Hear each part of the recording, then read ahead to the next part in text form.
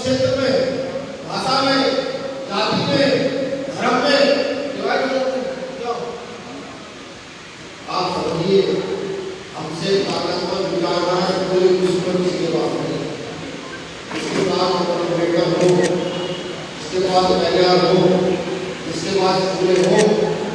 बात नारायण गुरु हो, ऐसे महान विचारक, ऐसे सिद्धांतिक लोग जिनके पास हो, ऐसी विचारधारा पूरे विश्व में हमें अब एक होने की आवश्यकता है।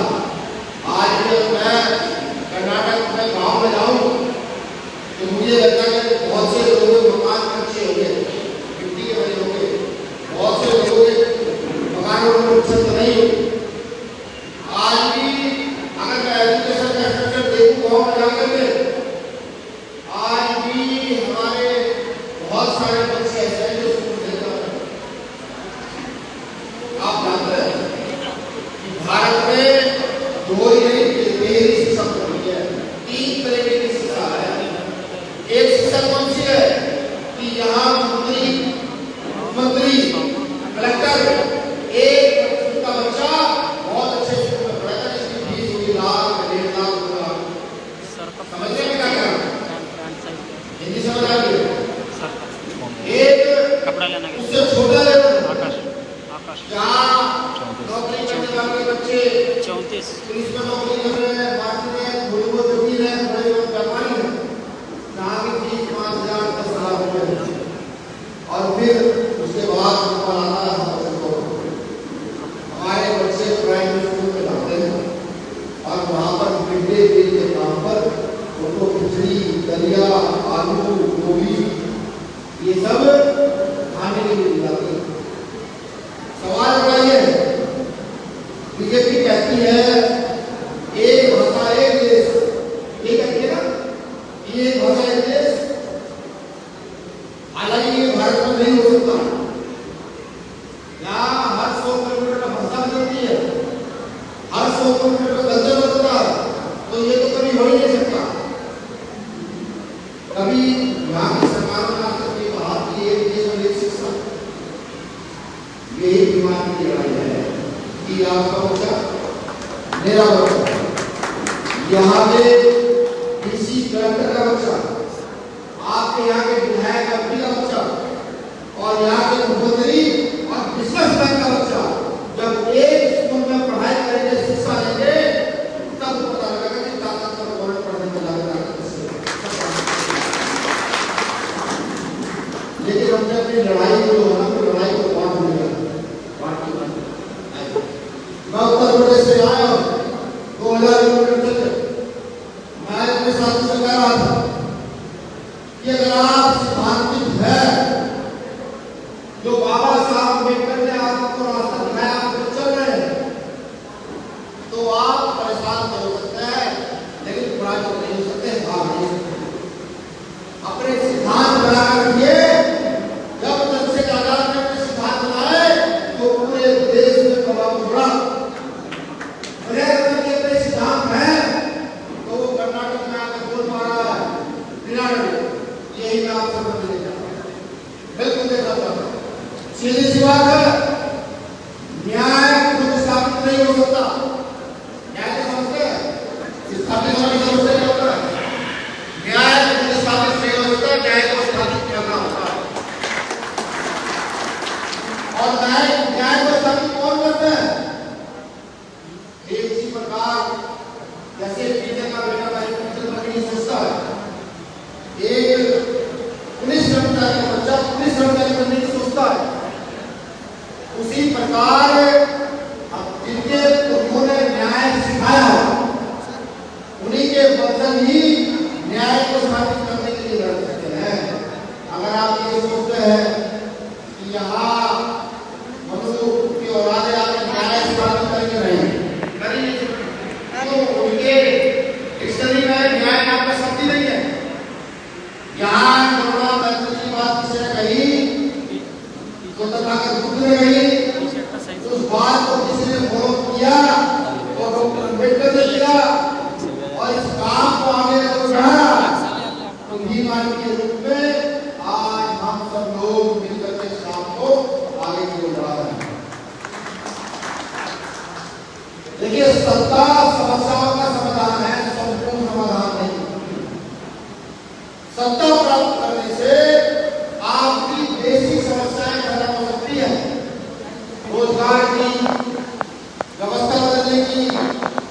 अच्छे अच्छे काम करने की आपकी आर्थिक व्यवस्था सत्ता से बदल सकती है, लेकिन पूरी व्यवस्था नहीं बदल सकती। पूरी व्यवस्था बदलने के लिए आपको एकजुट होना होगा और एकजुट होकर के घर घर जाकर के, गांव नहीं, घर घर जाकर के पूरे पेरियार अम्बेडकर के आंदोलन को समझाना होगा, तब जाकर व्यवस्था बदलेगी, वरना ये व्यवस्था बदलने वाली है।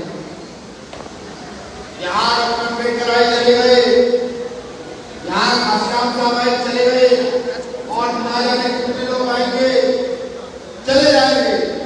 आपकी जिम्मेदारी है कि जैसे अब से आज के दिन सन 1923 में जो फैसला पूरे फैसले रूप में डॉक्टर अम्बेडकर को मजबूत करके कराया गया, ऐसा कोई फैसला कम्युनिटी के किसी व्यक्ति को मजबूत करके ना कराया जा सके। इतनी ताकत का निर्माण करना जरूरी है। आज आप देखिए कि नेता खड़ा होकर नेता बन जाता है, नेता का जीवन बदलता है, जनता का जीवन बदलता है। नेता सड़क से बड़ी बड़ी गाड़ी में पहुंच जाता है, बड़ी कोठी में पहुंच जाता है, और फिर उसके बाद 2000, 5000, 10,000 करोड़ की संपत्ति का होती है। जनता के पास इतना होता है, तो जनता झंडा उठाई घूमती है, क्या उसके पास इतना होता है? लेकिन अगर सिद्धांत के नेता पैदा कर दो, विचारधारा के नेता पैदा कर दोगे, विचारधारा वाले लोगों के पीछे चल पड़ोगे, तो नेता का भला होना हो, वो जनता के भले के पीछे लग जाता है। और ऐसे ही लोग इस देश में न्याय स्थापित कर सकते हैं, वरना यहाँ बहुत चले गए। मैं तो बीमार के सभी कार्यकर्ताओं से एक बात कहूंगा कि हमारी जिम्मेदारी बड़ी है कि इस देश में बीमारी बहुजन आंदोलन का फिलहाल सबसे बड़ा संगठन है, सबसे बड़ा। तो हम सबकी चीजें पढ़ने वाले लोगों की जिम्मेदारी है इस आंदोलन को समझकर, इस आंदोलन को समझाना पूरे गांव से गांव तक, और हर घर के आंदोलन खाली पैदा करें। सीधी सी बात है, हर घर में पैदा का होना जरूरी है, हर घर में अम्बेडकर का होना जरूरी है, हर घर में घासीराम का होना जरूरी है, तभी आंदोलन आगे बढ़े। आज नवरात्र के साथ के बारे में पहली बार पूरे देश में किसी ने ऐसा विरोध किया, बिना वजह। मैं उनसे भी कहता हूँ, काफी बीमारी है, विरोध करने से पहले उस तक सूचना दिलवाए।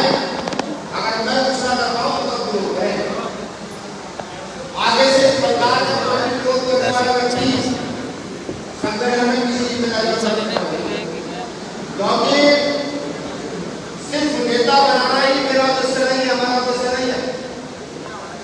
यहाँ के लोगों के अंदर सिद्धांत पैदा कर देना, यहाँ के लोगों के अंदर जिम्मेदारी पैदा कर देना, ये बीमारी भारत का उद्देश्य है। और मैं चीज पे सीधा के कहता हूँ, अगर किसी गरीब का बच्चा, ये समझो किसी ठेली में बाहर सड़क पर सफाई कर रहा है, उसका बच्चा पढ़ाई में आया, उसमें ताकत है यहाँ विधायक, मंत्री, मुख्यमंत्री, प्रधानमंत्री बनने बिना पैसे, तो भीम आर्मी वचन देती है, भीम आर्मी इसको बना कर दिखाया। ये ताकत भीम आर्मी की पूरे देश में है। और कोई सा प्रदेश हो, वो कर्नाटक हो, केरल हो, वो हरियाणा हो, वो जम्मू कश्मीर हो, हिमाचल हो, वो कन्याकुमारी तमिलनाडु हो, वो चाहे बंगाल हो, चाइनीज बॉलर बोल देते हैं चाइनीज। भीम आर्मी अगर किसी मामले में अपना पैर रखती है तो सरकार को जितना करता है, ये ताकत जी बस इतना कहता हूँ। देख लो जैसे कोई दिल लो फटाफट यार। और ताकत करें, एक बात मैं और स्पष्ट कर दूं, मुझे यहाँ की राजनीति नहीं करनी, मुझे यहाँ के विधायक बिल्कुल नहीं बनना होगा। बीजेपी बहुत बड़ा स्टेट है, वहां से मैं बनना, यहाँ जो बनना है वो आप ही को बनना।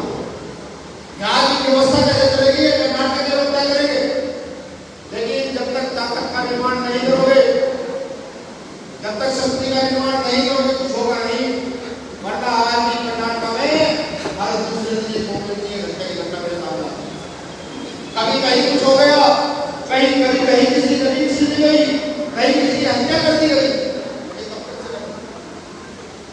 ये कब तक चलेगा? अपने पुरखों को देखो, अपने पुरखों को समझो कि आपके पुरखों ने, हमारे पुरखों ने अपना पूरा जीवन इस आंदोलन को दिया और मरने से कभी नहीं डरे और लड़ते रहे। अगर इस संसार में कोई चीज सच है तो सिर्फ दो चीज सच है। पहली, जन्म लेना एक प्रक्रिया है, उसके तहत व्यक्ति जन्म लेता है, जैसे मैंने लिया, सबने लिया, आप लोगों ने भी लिया। दूसरा, अंत होना, प्रकृति का नियम है, नेचर का रूल है। जो पैदा हुआ है वो मरेगा, वो मारेगा। जैसे मैं पैदा हुआ बाबा साहब अम्बेडकर आए चले गए, ये चीज आपने बनाई, इंसान ने बनाई, एक दिन ये भी खत्म हो जाएगी। ये प्रकृति का नियम है। और जब प्रकृति के नियम में ही है कि जो पैदा हुआ है वो मरेगा, कोई बूढ़ा होकर मर जाएगा, कोई हार्ट अटैक से मर जाएगा, कोई एक्सीडेंट में मर जाएगा, कोई नेचुरल तौर पर जाएगा, तो जब मरना ही है तो अपने पुरखों की तरह इसे गले में डाल लड़ते लड़ते क्यों नहीं सम्मान नहीं तो कुछ नहीं। सम्मान करा जाए तो टकरा जाओ, सम्मान करा जाए तो भिड़ जाओ, मरना भी पड़े तो सम्मान करा जाए तो मर जाओ, लेकिन सम्मान तुम लोगों का बाबा साहब कहते थे बलि बकरों की जाती है, शेरों की नहीं। बलि किसकी जाती है?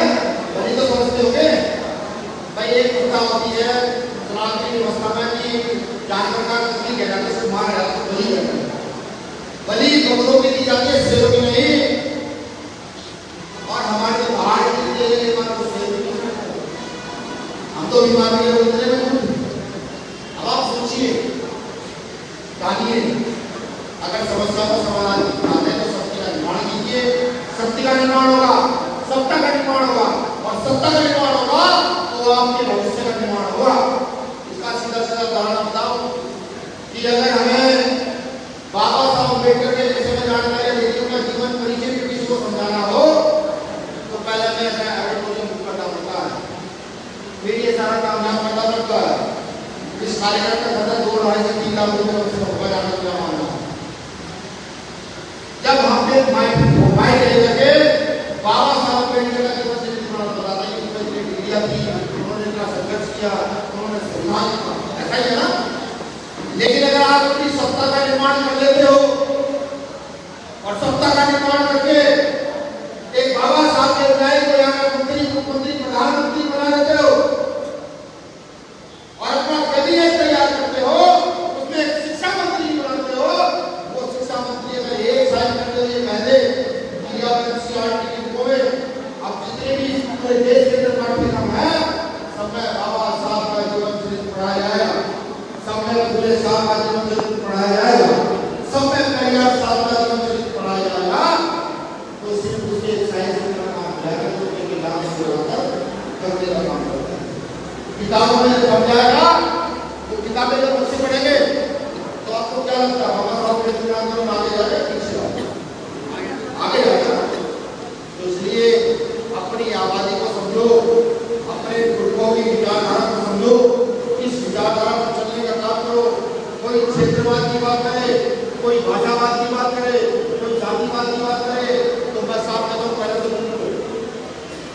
कोई ये कहे कि नहीं ये दूसरा क्षेत्र है, दूसरा क्षेत्र पकड़ के पहले पीटो और पीट के दो पदार्थ का क्षेत्र।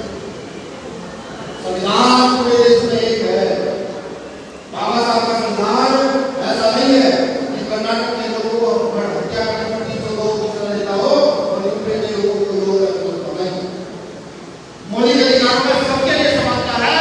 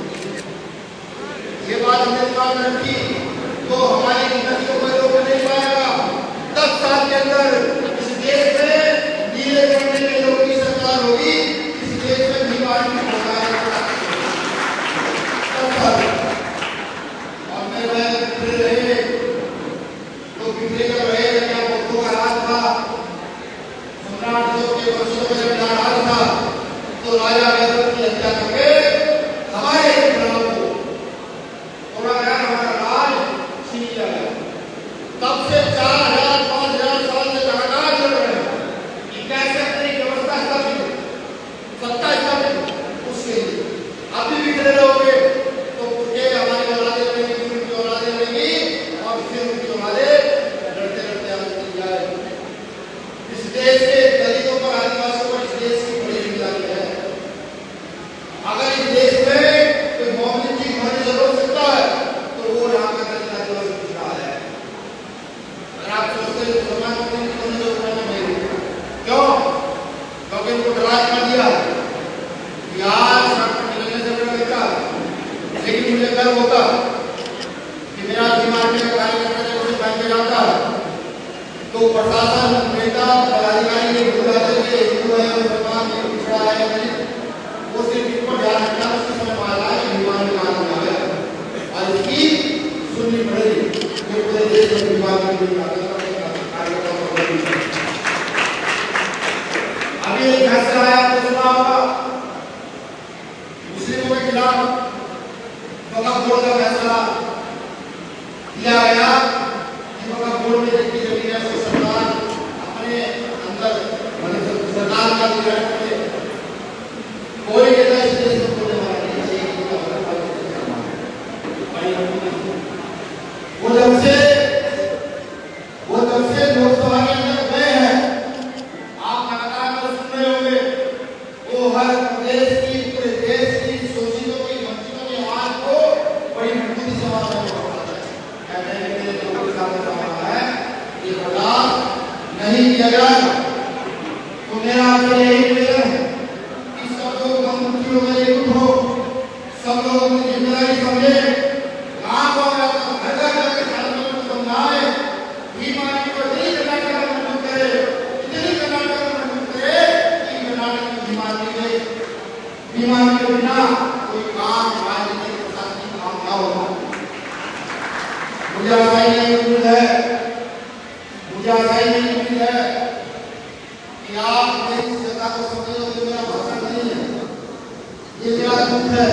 तो पूरे देश में मैंने अपने लोगों का हाल देखा, आज भी बहुत सारे प्रदेश ऐसे हैं जहाँ मेरे लोग एक वक्त का खाना खाते हैं, एक वक्त का खाना में मुश्किल से मुश्किल होना आज भी, लेकिन ना वो चलिएगा अपने साथ में रोड से दिमाग हटाने चलिएगा, आपके क्षेत्र पर हुगली की तरफ साउथ कर्नाटक में चलिएगा, दिखा करना क्या स्थिति हमारी है। मेरे सामने ले लिए तो भैया आपके जाने का समय हो गया और निकलिए, अंदर जाने का समय हो गया। मैं आपसे बात करना चाहूँगा, सब को बताइएगा, ऐसे कितने लोग हैं जो आज से डॉक्टर अम्बेडकर के आंदोलन के लिए 1 घंटा 2 घंटा प्रचार करने का काम करेंगे। ऐसे कितने हमारे साथी हैं जो डॉक्टर अम्बेडकर का, महात्मा ज्योतिबा फुले का, पेरियार की, रामास्वामी नायडू का हर रोज प्रचार करने का काम करेंगे, चाहे वो अपने गांव में अपने घर ही रहकर प्रचार करें। कितने लोग जो साथी कर सकता हो वो हाथ खड़ा करके बुला सकता हो, हाथ खड़ा हो जाने का शुक्रिया। आज आप जानते हैं मैंने हाथ खड़े क्यों करवाए? गूगल में एक शख्सियत है चकबरा, क्या नाम बताया? चकबरा, क्या नाम बताया? चकबरा। कभी उसको निकाल कर पढ़िएगा। और कुछ लोगों ने कई सारे देश का दिखाए, क्या कराया था? बहुत सारे देश का दिखाए। अब देखो हमने तो यहाँ पर बैठे नंबर पर आप सोचिए, अगर हमने अपना काम ईमानदारी से किया तो शासन सत्ता स्तंभ हो जाएगी। शुक्रिया, आप सब लोगों ने सुना, आभार।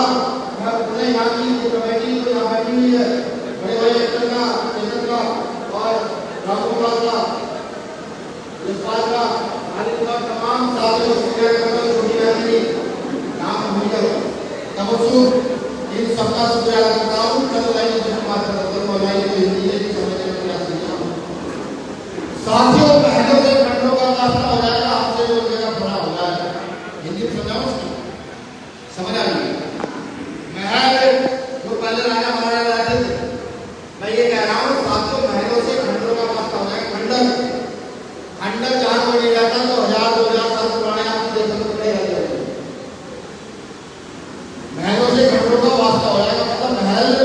सागर एक जैसे हो जाएंगे। ये मैं कह रहा हूँ कि महलों से खंडों का रास्ता हो जाएगा, हमसे तो वो जगह बना हो जाएगा। हम जानते हैं वो रास्ता, हम जानते हैं वो रास्ता, जिस ओर बहने के लिए उस ओर रास्ता हो जाएगा, जिस ओर बहने के लिए उस ओर रास्ता हो जाएगा। और एक लाइन में मतलब ये कि हम सब लोग समुद्र की तरह, पानी की तरह हैं। हमें रोकने की हैसियत किसी में नहीं, बस एक बार बह के चले जाना। आपने देखा होगा जब पानी चलता है नाली में, नदियों में, समुद्र में, तो अपना रास्ता बनाने के लिए चलता है, चलता है पानी से। तो हम भी पानी की तरह हैं।